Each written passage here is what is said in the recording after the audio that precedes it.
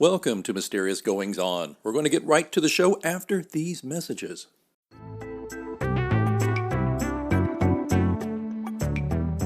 You know, I love podcasting. I have since 2006, back when you had to use like a Dixie cup with string to make the thing work. And that's why I'm so excited that we recently moved Mysterious Goings On to Anchor FM to record our podcast. I gotta tell you, I don't regret it a bit. If you haven't heard about Anchor, it's the easiest way to make a podcast. Let me explain. First of all, it's free. There's creation tools that allow you to record and edit your podcast right from your phone or computer. Anchor will distribute your podcast for you so it can be heard on Spotify, Apple Podcasts, and many more. And you can make money from your podcast with no minimum listenership. It's everything you need to make a podcast all in one place. I'm not going to lie to you, when I first heard about Anchor, I was a little dubious because I've been doing it the hard way for so long. But I got to tell you, it's very easy. Use a Stripe account. Get sponsors.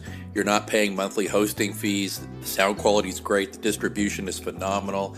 Friends, download the free Anchor app today if you want to start your own podcast, or go to anchor.fm to get started. Remember, you heard it here first on Mysterious Goings On.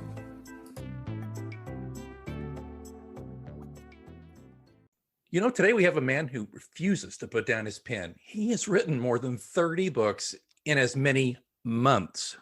Let me say that one more time. He has written more than 30 books in as many months. He's the author of the hard-hitting Prison Day series, and he's here to talk to us about where he finds the inspiration behind so many books, as well as his latest ongoing series about the mysterious yet deadly Samantha Rader. Welcome, Simon King, to the Mysterious Goings On. Thank you very much. Thank you for having me. It is my pleasure. Okay. When I first started delving into you a little bit, there's all this prison stuff, right? All these books on prison and thing, and it said derived from basically your experiences in prison. And I went, hey, this guy was in prison. Well, because my book editor was actually in prison, and we interviewed him a couple of years ago. So I thought, wow, I'm going to have another con in here. But you weren't in prison, right? No, I was on the other side of the bars, you could say. I was the one watching them. Oh, so were you a guard? Correct. I like so many in there, I just saw an advertisement and thought, why not? What the hell? Let's have a go. Let's see. Not many people get to see this side of the world, and boy, was it different. How long did you do it? 5 years. 5 years. Wow. 5 years. By that time, I considered that I'd done more than some people do military service, and I think I saw enough. Yeah, I imagine you did. I back when I was a newspaper editor and reporter, I went into a United States federal correctional facility, and it was divided up. It was they had what they called a camp outside. It was mostly tents, and if the guys wanted to run, they were white collar criminals. If they wanted to run off, they could run off. They get caught, but they were on their best behavior. They were trustees. Then you go in the inside, and they just was concentric, I think. But the deeper you got, and then finally you got in all the way, and it was like the hard cases. And I was in there to interview the people who work there, and I was in there to interview some inmates, and I was young and impressionable, of course. So the warden, first thing he says to me is, everybody's innocent in here, by the way. You're going to find that out. And they're going to want you to be writing about how innocent they are and how you can get them out.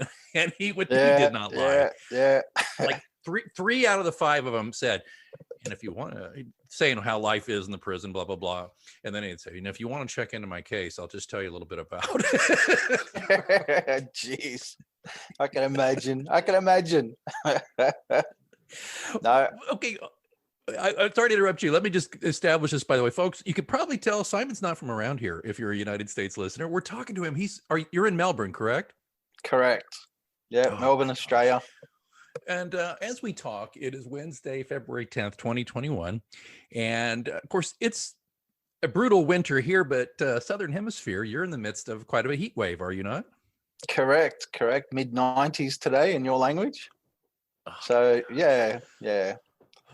It's beautiful. It's a beautiful time of year, especially in Melbourne. Yeah. But by the way, folks, as you may know, we record these and I can see Simon as we record. I do this with most of my guests, and he's got a very pleased look on his face. He's very happy not to be here in the cold.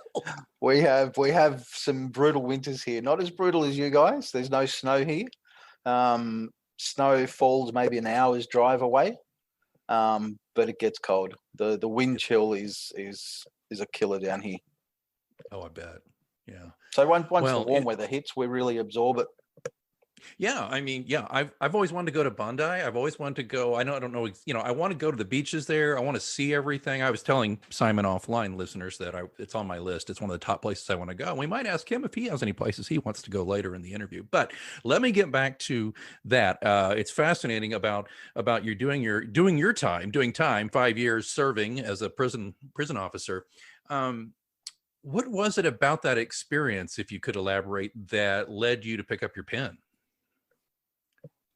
It was going to social gatherings. It was going to parties, going to barbecues, catching up with people. And as soon as someone caught wind that I was a guard in prison, it had this honey effect. I just ended up with flies all around me, and everybody wanted stories. Everybody listened. Everybody just stopped what they're doing, came over, and before I knew it, every barbecue I attended, I was the center of attention. And it's it got to a stage where I stopped telling people what I did, because it just became too crazy.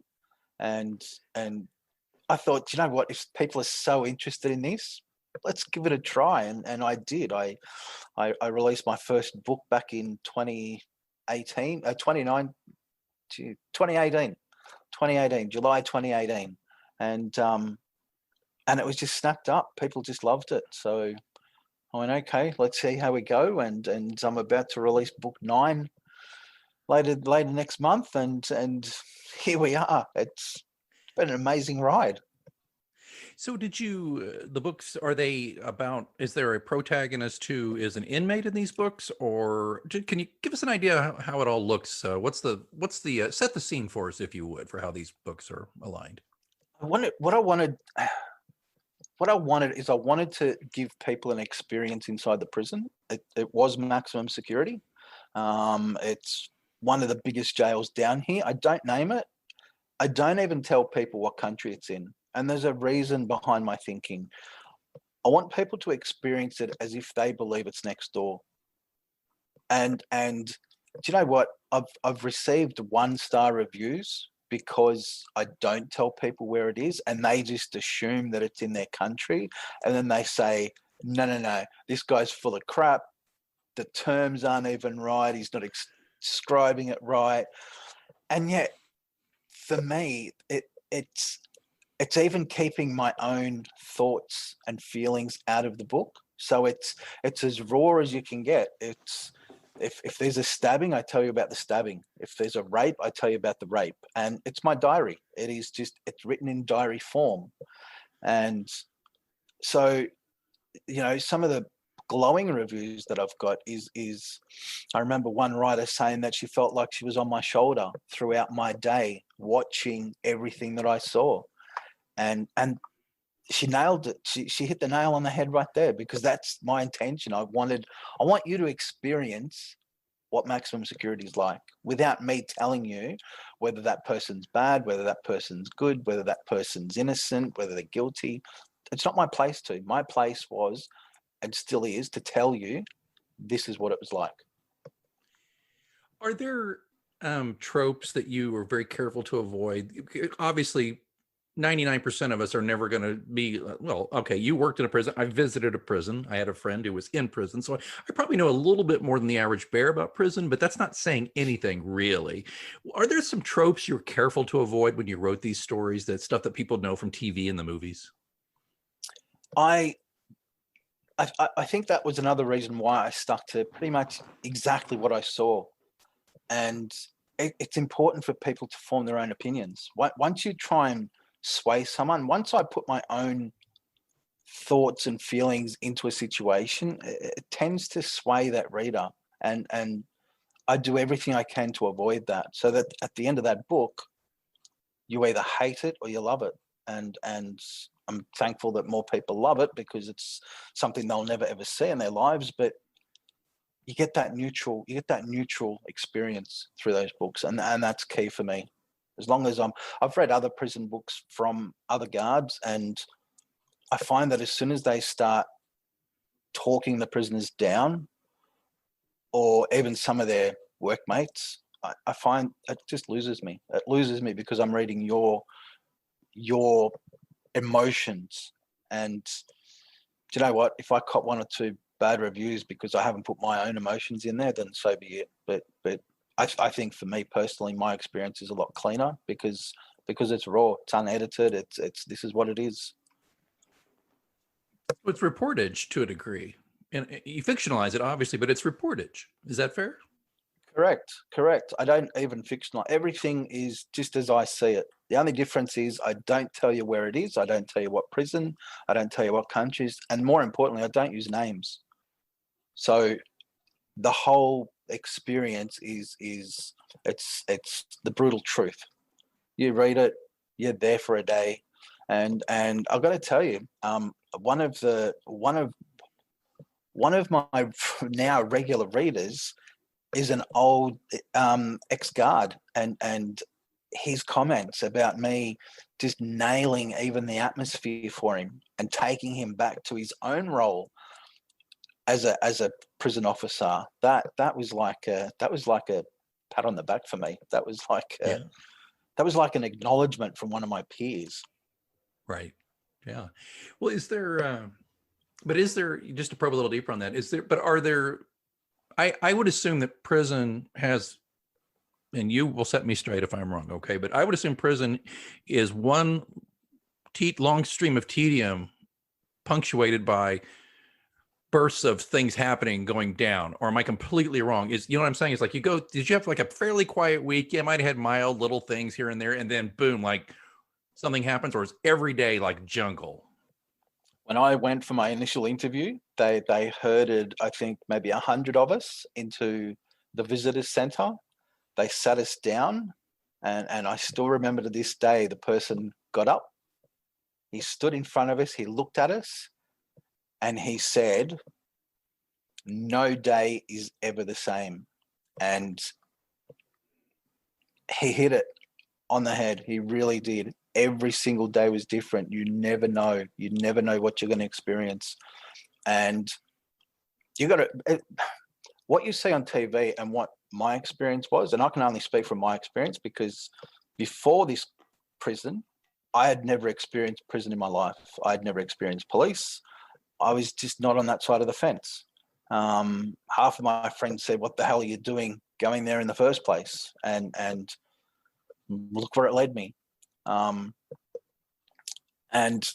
it's, the guy was right. Every single day something happens. When you imagine prison, you imagine bars and guards walking along the cells. Alex, there's no bars. There's the units down here. And I'll give you one example of one of the units. You walk into the room at the start of your day. You have an officer station in the middle of the room, which is basically just a raised desk. So you pretty much walk in, it's a desk on either side with the guards sitting in the middle. And if I can walk into it, prisoners can walk into it. Then at 8 o'clock, you get the call from the control room to unlock. You start walking around, and we're talking 60, 70 prisoners. You unlock all the cells and they just walk out. It's like one big happy family sitting around, and there's no getting away. So you are on your feet. You are on edge, you could say, for 12, 13 hours a day. It's scary. Did anyone, I assume this is a silly question, but I'll ask it anyway. Did anyone in those 5 years try to actually harm you? Or I'm sure they tried to intimidate you, some of them, right? But did anyone actually harm you? Didn't harm me directly, but tried to. Oh. On more than one occasion. And intimidation is all part of the game. It's a game for them. You got to remember, they have 24 hours a day of nothing. So they tend to try and play the guards, especially new ones. Yeah, you're the shiny new toy. We can wind up a little bit here, right? That's exactly what it is. That's exactly what it is. But it's no Prisoner Cell Block 8 or 13. What was that show from Australia? I'm trying to remember from 30 years ago. There's a few of them. Okay, yeah. I remember that when I was a kid. They had that on here briefly. But well, and I know we don't want to spend the whole time talking about prison, but you created this magnificent series. So I want to get to a few of the things you also experienced in prison to talk about some of your newer stuff. But before we do that, okay, what's the deal, man, with this writing 31 books or whatever in 30 months? How do you do this? I assume you drink a lot of coffee or something. I'm just, just lay it out for me, man, because here I am, a writer struggling to get my 8th book cranked out in 12 years. And you're writing them all like just boom. How do you do it? Do you know what? A lot of my books and a lot of my ideas come from questions, come from what ifs. What if this can happen? And I know we go back to prison all the time, but I remember my first fictional book called The Final Alibi, features a serial killer, and he was born from me standing in the middle of a protection unit, watching a serial killer, watching an actual serial killer go about his day. And I mean, this guy was prolific in the 70s and 80s. He killed a few people. He was a sex attacker. And I remember watching him thinking, what if you got out? What if you got out and could kill and could come back without anybody knowing? Would you do it? Would he do it? And I took that and I went, okay, let's give it a crack. And he was born. Do you ever get in the middle of one of these and maybe even frighten yourself a little bit with what you've written? Do you ever kind of stop back and go, okay, again, I know, Simon, you're basing this on just asking a question, not observing, but then when you get down into it, it's coming out of you.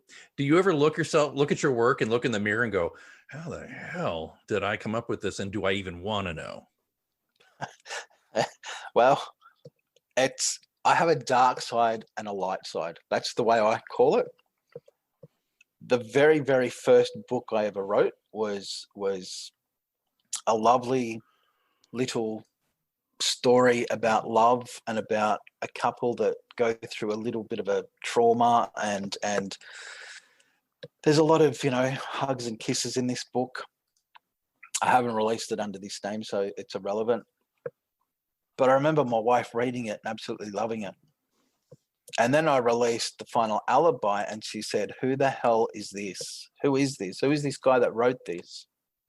and I don't think she's ever quite recovered, because it's a brutal book. It's pretty dark. And I mean, I've read Stephen King all my life, so that's probably a very good influence.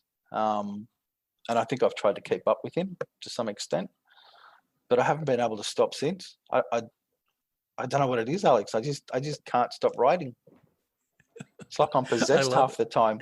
Well, I mean, and here's the thing. I thought when I saw that, I'm pulling back the curtain for you as your host here. I thought, well, let me just go see if these books are well received, because maybe, no offense, I don't know you, you don't know me, but are they, is he just kind of, is his output, fast, but not good, right? No, the reviews are awesome. If you go on Amazon, people love your work. And I don't know, I got to say, I thought about Stephen King because you're so prolific too, but to be prolific and get good reviews and make sales is all you need to know about Simon, about what you're doing.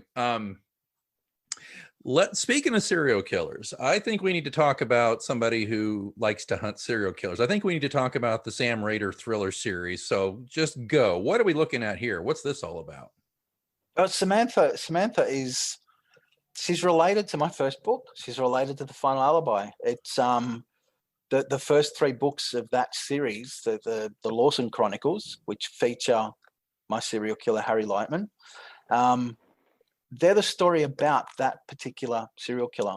And although that series ends after 3 books, I wanted to continue because I could tell there was more to the story. And I remember out on my daily walk one day, and I thought, why is there no women? Why is there no special women characters, female characters that people can look up to? I mean, it's filled with men. You think about it. You've Alex Cross, you've got, Jack Reacher, you've got, so many male protagonists. Where's the women? Where's the females? Because I tell you what, Alex, when I was in jail, the women, wow, they would kick ass like you wouldn't believe. And if you think that anybody ever frowned on working beside a woman, not in this place. They made your day. They saved you half the time. And I remember thinking, okay, I need someone that kicks ass. So Samantha was born. Where did her name come from? I needed a strong name that was related to serial killers, and I don't think there's been a stronger one in the last 20 years than Rader. So BTK. That's where the name came from. That Wichita is only a couple 2.5 hours from here. Yeah, there you go. Yeah, and I was in the vicinity, not there, but in the vicinity, and the terror was real. That guy. Mm-hmm. Rader was just stunningly scary, and if you can channel that in your books, that kind of, it's fantastic. And I have interviewed several great male authors like yourself who are having the success of their lives writing with female protagonists. And I'm going to ask you what I ask all of them, because I am not confident writing female characters in the lead, and I should be, but I have a block about it. Did it ever, since you're a man, did you ever have an issue writing from a female perspective, or how did you approach writing Samantha Rader? I approached her exactly the same as all the others, and it's funny. I spoke to one of my author friends just yesterday, based in America. So he's just starting his author journey now, but there's two types of writers in this world, Alex. One's a plotter, and they're the people that have to have the post-it notes. They're the ones that have to have the diaries and the notepads, and I've got to know where the hell this story's going. Then you have me, okay? Pantsers. Yeah. I will get up in the morning, I will sit down, and I will start typing. I've got no idea where this story's headed. I have no idea what these characters are going to tell me, but to kind of put you into my brain, it's like I'm the typist. I'm the typist. They tell me where to go. Yeah. So when Sam got into my mind, she just told me her story, and you know what? I'm about to release book 4. I've got book 5 planned for, I think, August. So it's coming. It's they're on their way. Don't try and force a story. That's all I can say about writing. That's probably how I managed to get through I think this will be book 34, 35. I can't remember. I'm starting to lose track. I imagine you would. Shoot, I couldn't. If I have to stop and think to tell you all my titles, and I have less than 10. So I mean, I don't even know how you do it. No, it's interesting. I'm a pantser too. I don't ever sit down with this outline. I do sit down, I think, with a theme, I think, because for my series, that is, because I know who this guy is, my characters. There's a whole world already. So my thought is only like, okay, we have a vague direction we need to go. Where is he going to be? What's going to happen? And then I kind of set those wheels in motion, and then I just let them, like you said, I'm a typist. I let them dictate what's going to happen. And it's fun because, like you, I sit down and have no idea where we're going. And then I get my 1,000, 2,000 words, although it sounds like you get about 10,000 words in a day. I get up and I leave, and we're in a new place. And then the next day I got somewhere new to go. Yeah. That's true. I wrote a scene last night and I had no idea where the person came from. It's like, who's this guy? But he ended up being one of the main people of this book that's coming up. So it's a fun experience. It's almost like I'm the reader. It's like I'm having a journey just like the reader does. And I never know. I have an ending in mind, but that's about as far as it goes. I know the direction. I know the general direction I'm going, and that's it. And that's what I love about Sam, because she kicks ass along the way. Well, let me ask you this. I need advice then, because I think the deal with me on my series, I think it's running out of gas. When do you know your series are running out of gas? And by the way, just for listeners to the show who like my stuff, I mean, and I've got some listeners who are like emailing me or social media, where's the next book, all that stuff. A couple even have my phone number somehow, call me or text me, which is great. It's a compliment. But I think one of the reasons it's harder for me to finish is I just think I'm running out of gas here. I'm going to be on book 8, and that's a pretty good run. How do you feel about that? Do you ever get to that point where you're like, okay, I think this world or this part of this world is done? No. I think I leave a lot of openings along the way. I think okay, so when it came to the final alibi, the final alibi was going to be one book. That's all it was ever going to be. And then eventually people said, no, there's got to be more to this. And I thought, well, yes, there does, because that certain area there, I could expand on that. And before I knew it, book 2 came out. Yeah. And because of book 2, it then led into book 3, which I couldn't stop. It was just the natural progression for that. When that series ended, I knew there was more to the story than I'd told. So that's where Sam came in. And the good thing with Samantha is it's very similar to Jack Reacher. So I've used inspiration from some of the other books that I've read. Jack Reacher, all the books are pretty much standalone books. It's just the characters that are the same. So I thought Samantha could do that.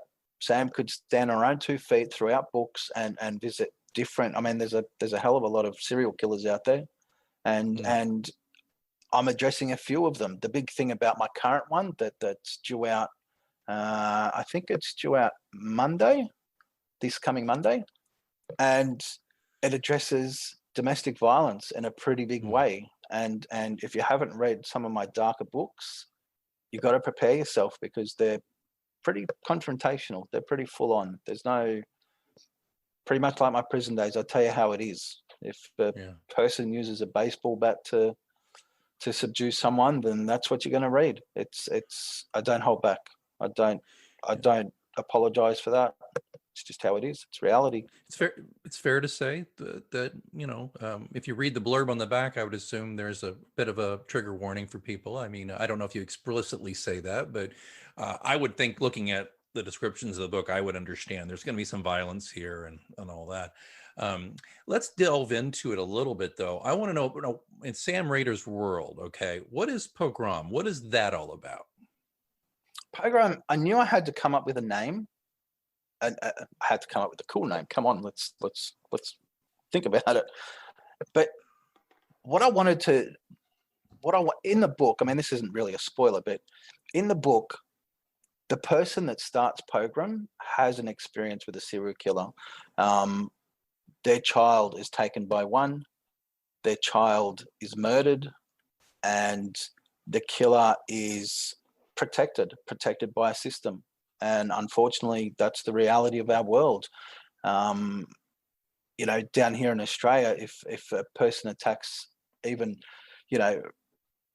rapes someone, it seems the victim is gagged and is not allowed to speak, whereas the perpetrator gets all the airtime.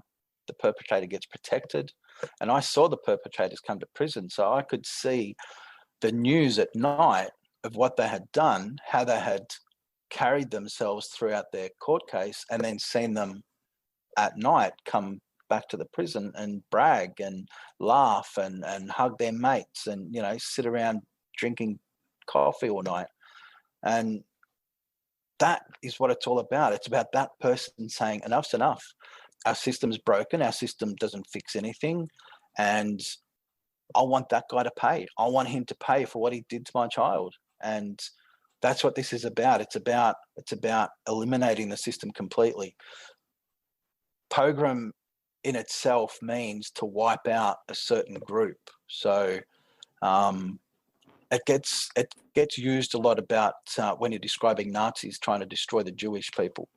So that's where Pogrom came from, and that's what Pogrom does in my books. Pogrom is there to destroy serial killers. There's no hiding behind lawyers. There's no system that's going to protect them. when Samantha knows that you're it, that you're the one, she's going to end you. She's going to end you in a pretty nasty way. Yeah, give back a little bit what these guys and gals gave out. I assume. Is it all? Now I don't want to give the spoilers, but is it all male serial killers? I know most serial killers are male, but there are exceptions. Are there? Can you at least hint to me? Will there be females that she's going to track? There is a female coming up. And you kind of jumped a little bit, but it's sorry. Yeah, it's the one after this one. It's one after Black Death. So book 5. Book 5 is going to feature a female serial killer. Well, actually, Black Death, the one currently, that's a female serial killer. Huh. So, yeah, you got to give equal time here. I mean, come on. Yeah, it's funny. I'm so into these books. Sometimes it even eludes me. But no, Black Death in a big way. It's based on a female serial killer, and domestic violence, I think, is a good trigger for anybody. And yeah, she kind of gets her own back. You know, and I know you're not a psychologist, and maybe this is not really anything you're all that interested in, but I just have to know, since you observed up close and personal serial killers, did you ever, I don't know, this may sound like a strange question, but did you ever look them in the eye and see that kind of, it's kind of a cliche, but did you ever see kind of that black doll's eyes, nobody home thing in there? Or did you find these folks in typically pretty normal seeming human beings? You know what I mean? If you didn't know, I guess, they were serial killers, was there anything in their affect or the way they comported themselves in general that would have made you think that person's a little off, assuming you met them outside of jail? No, I think that's mostly Hollywood. Yeah, I think that mostly sells books, that kind of stuff. The two that immediately come to mind is the one that I based The Final Alibi on. He was a self-righteous person that liked to run the show. He needed to be in control, so he was a bit of a control freak. And unfortunately, the staff in his unit gave him that power. So he was the one that welcomed all new inmates in, showed them the ropes, and pretty much ran the unit. And I mean, he was in his 70s, or is in his 70s. Yeah. So it's not like the big tough guy image that you see on TV. This guy was, I think he's 5'5" maybe. He's skinny, old. So, and he ran the unit. And it's not about running a unit with fists. It's just about running a unit, taking control, and that's what this guy did. The other one that comes to mind was a person that shot 8 people back in the 80s, and he had OCD. So he was just annoying because he needed everything in place. You walk into this guy's cell and it is impeccable. It is like everything, even the books from big to small, all lined up and everything's straightened away. It was amazing. It was amazing to see that side of things. Not what I expected. Yeah, I think it's surprising on the level. I knew a guy in college who actually murdered 3 people. After we were no longer in college together, but he did it within a few months of him leaving college. He did it in a particularly gruesome manner. His parents and someone else, and we always knew he was weird. We always knew he was off. He just American show based on the British show The Office. I don't know if you're familiar. Yeah, the Dwight Schrute character, the goofy guy he was like Dwight Schrute, but actually full of menace to a degree. He was just strange in that regard, a little out of step. But then, so I was not totally surprised this guy, like 3 months after he left school, had murdered his parents. So I guess what I'm hearing from you, though, is, of course, there's a reason, and he was caught immediately, obviously, but there's a reason why a lot of serial killers can be serial killers, just because they're smart enough and they blend in enough to not be the obvious guy. Is that kind of what I'm hearing? Exactly. They're just a normal person. And that's the thing that always surprised me with prison. You'd see someone before you knew what they did. Yeah. And then you find out what they did and you're like, what the hell? Where did you find that? Yeah. It's a reality check. because I'll tell you the scariest thing I ever learned from prison. And this is going to blow your readers away, and this will make them think. I felt safer in prison than I did out of prison. Ask me why, Alex. I think I know why, but why is that, Simon? Because I knew who they were in prison. When I'm standing at the supermarket, when I'm standing at any store, I have no idea who the person behind me in line is. I've got no idea. In prison, I knew to watch my back because I knew what that person was capable of. When I'm walking down the street, I've got no idea. Road rage, I shudder every time. Every time my wife tells me that she beeped someone out on the road, I shudder because you do not know who's in that other car. Yeah, in the United States, obviously, it's I think it's heightened because we live in an armed camp. You never know. I've just learned at a very youngish age to not, as we say, flip the bird to anybody.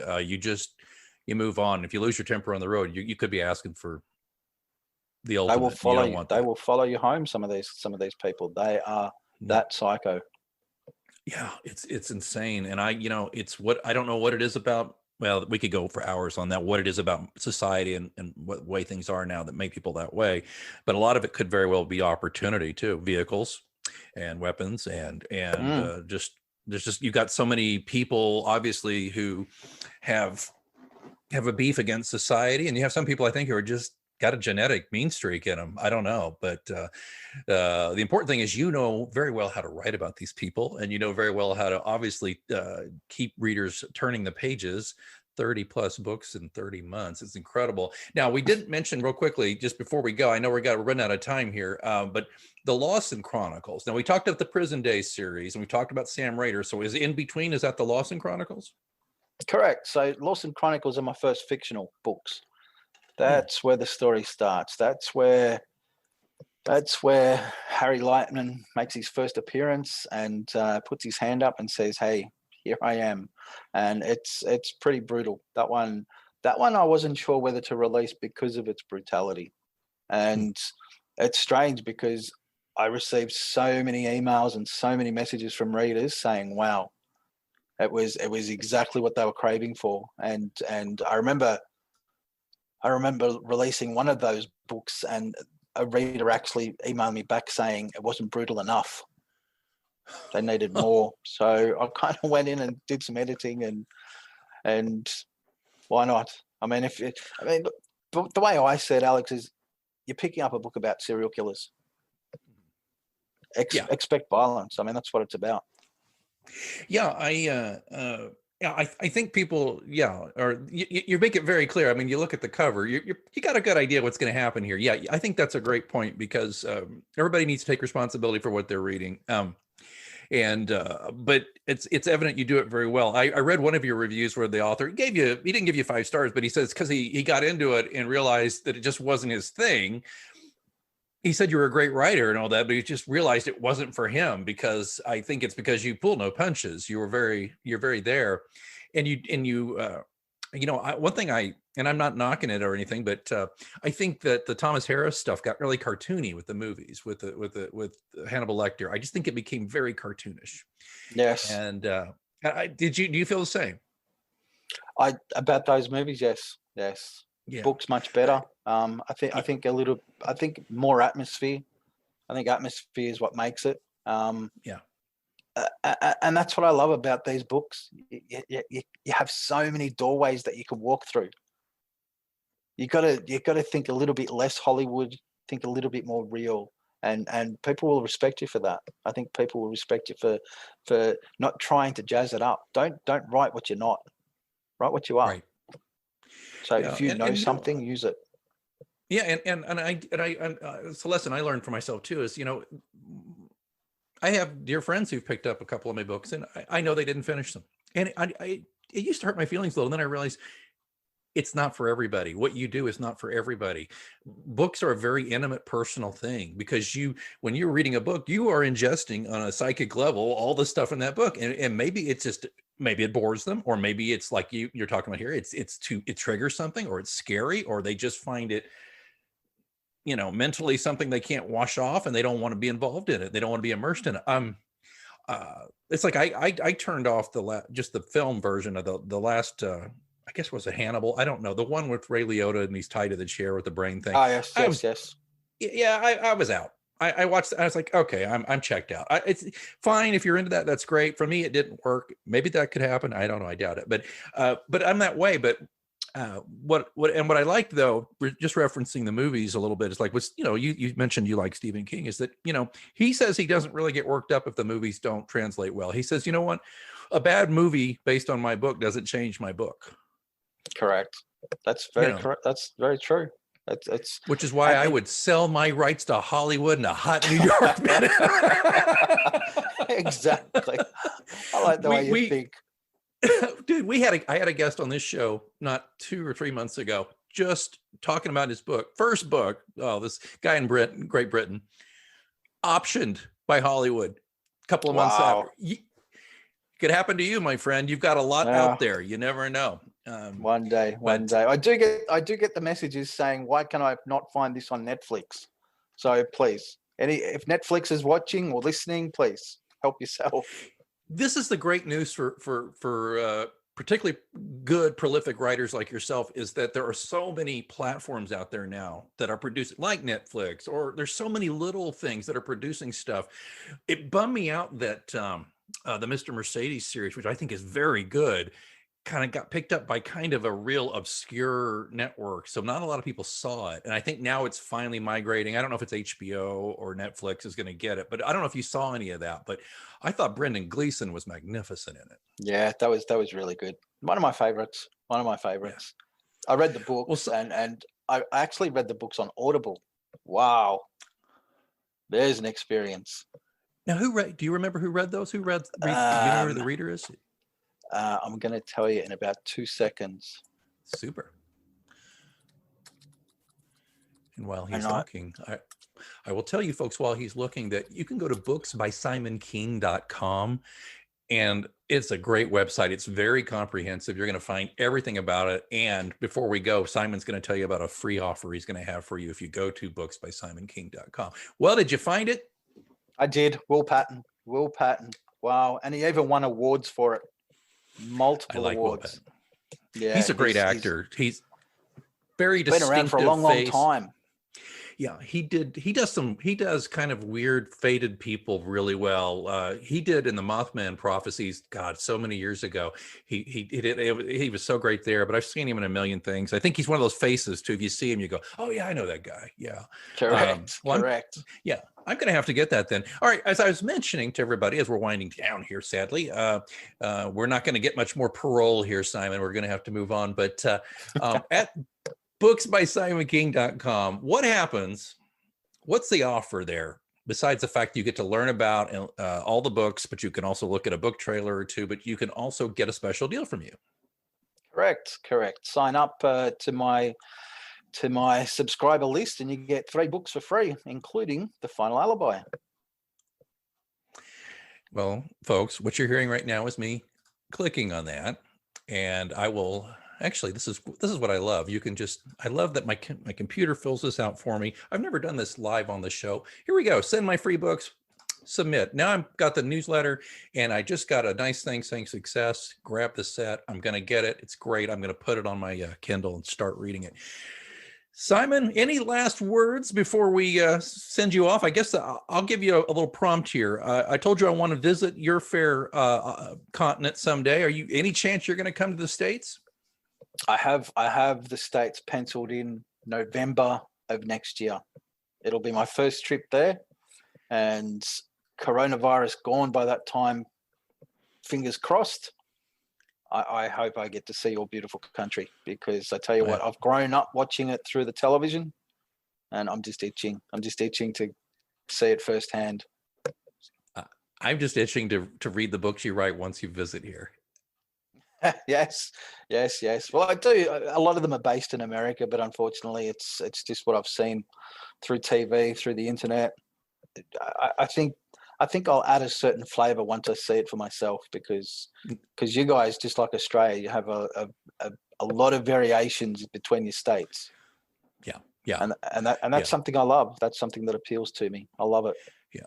And I think Australians and Americans have kind of similar mindset to a degree, just based on the origins of our nations. We both are largely sprung from Great Britain in different ways and emigrated here, and then just kind of created our own society. It's just fascinates me. I've always thought that there was an unspoken kinship between us. But again, I want to visit your country to see that for myself and see if there is definitely that vibe there. So definitely. Well, you make sure you let me know when you're here. I'll show you a few places. I will. And of course, I don't know if you're going to pass through. If you're going to pass through the very middle of the country by any chance, which it's a pretty big country just like yours. But if you do, you get a hold of me, man. We'll hook you up. Simon King, Sam Rader thriller series. You've got the prison series, all these wonderful things. We are so excited to have you here on the show. Be sure, folks, you go to booksbysimonking.com. There'll be a link in the show notes, and delve into this man's work. And maybe, just maybe, if all our listeners buy some of his work, he'll maybe take a week off. I like it. I like it. Thanks, Simon. I really appreciate having you on the show. Thank you very much, Alex. Appreciate it. Hey, this is Gently. I'm the host of the Reading with Your Kids podcast, and you are listening to the Mysterious Goings On podcast.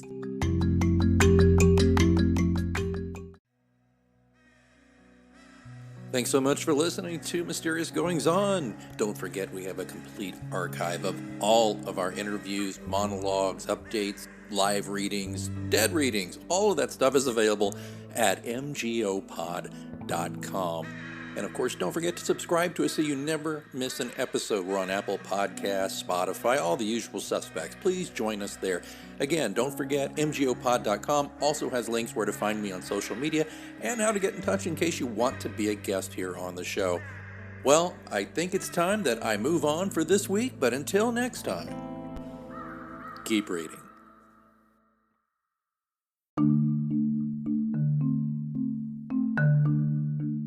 Been there, done that, got the t-shirt, huh? Not quite, Mysterious Goings On listeners. You probably haven't got the brand new Mysterious Goings On official t-shirt. This is a quality cotton t-shirt coming in a premium unisex tee version and a women's slim fit tee version in all the sizes you could possibly need. These are great quality shirts coming in a variety of colors, including dark heather gray, black, charcoal, maroon. And on the women's t-shirt, we come in dark heather gray, black, charcoal, indigo, and midnight navy. There you go. Check them out. They are in the show notes. The link is right there. They're being sold on Bonfire. They're typically sold in batches, and they'll come at you pretty quickly. All the instructions are on the website. The link is in the show notes here or at mgopod.com. Again, show the world, well, at least show the world on Zoom, or show the world when we can finally really get out and about. Show the world that you have some mysterious goings-ons of your own by wearing our t-shirt, and help support this show. Thank you so much.